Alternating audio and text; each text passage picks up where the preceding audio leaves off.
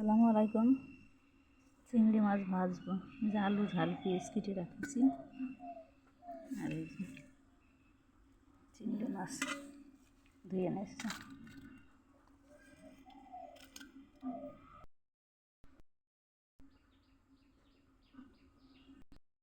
পাতলা ঝোল হয়ে গেছে,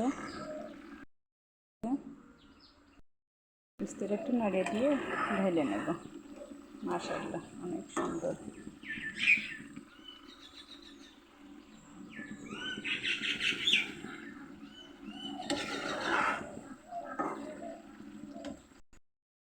আমাদের অনেক পছন্দ,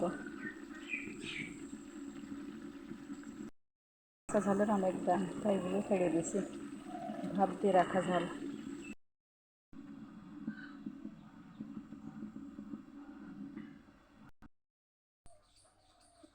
পাতলা ঝোল হয়ে গেছে।